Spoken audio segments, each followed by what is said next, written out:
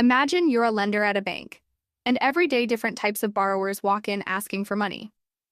A salaried employee wants a car loan, a manufacturing company needs funds to expand, a bank wants short-term funding, and even a government wants to issue bonds. Now your job is simple in theory but tricky in practice. Figure out one thing: will they repay or not? That's where credit analysis begins. Let's start with consumers, the easiest to understand. Here we are dealing with individuals like you and me. The lender checks how much you earn every month, how stable your salary is, and how much you spend. Then they look at your existing obligations. Maybe you already have a credit card bill, a car loan, or a home mortgage. After that comes your repayment behavior, captured through your credit history or credit score. If you consistently paid on time, you look trustworthy. If you missed payments, you look risky. Since consumer loans are usually small but very frequent, banks rely heavily on automated credit scoring models rather than detailed manual analysis. So for consumers, it's mostly about income, expenses, and past behavior. Now move to corporations or non-financial firms, and things get more complex. Here, salary slips are useless. Instead, we open financial statements. We study the income statement to see profits, the balance sheet to see assets and debt, and the cash flow statement to check whether the business actually generates cash.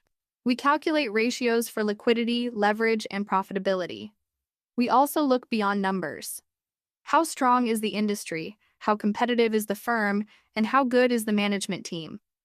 Corporate loans are usually large exposures, sometimes running into millions or billions, so the analysis becomes deeper and more manual.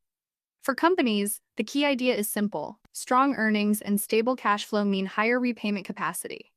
Then comes financial institutions like banks and insurance companies. At first glance, they look similar to corporates, but there's a twist. For normal firms, cash flow tells us everything. But for banks, cash flow is not the main story. What really matters is the quality of their assets, meaning the loans they have given out. If those loans go bad, the bank collapses, no matter how good its short-term cash flow looks. That's why we focus heavily on non-performing loans, capital adequacy, liquidity buffers, and the ability to survive financial stress. A bank must withstand crises, deposit withdrawals, and market shocks. So here, asset quality and capital strength matter more than simple earnings numbers. Think of it this way: a manufacturing company survives with profits, but a bank survives with strong assets and enough capital cushion. Finally, we reach sovereigns, which means governments and public bodies. Now the question changes completely.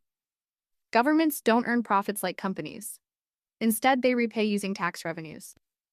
So we analyze how strong their economy is, how much they collect in taxes, how large their debt burden is, and whether that debt is sustainable over time. We also consider inflation, growth, political stability, and even legal systems. Politics plays a big role here, because sometimes a government may have the ability to pay but may choose not to.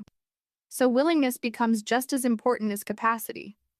Sovereign analysis is therefore more subjective and macroeconomic compared to the number-heavy analysis we use for firms. Across all these borrowers, two universal ideas always guide us: capacity and willingness. Capacity simply means the ability to pay. Do they generate enough cash or resources to repay the loan? Willingness means intent. Do they actually want to repay? A borrower may have money but still default if they lack discipline or legal pressure, so lenders always check both. The methods of evaluation also differ. For consumers, we use credit scoring and automated systems.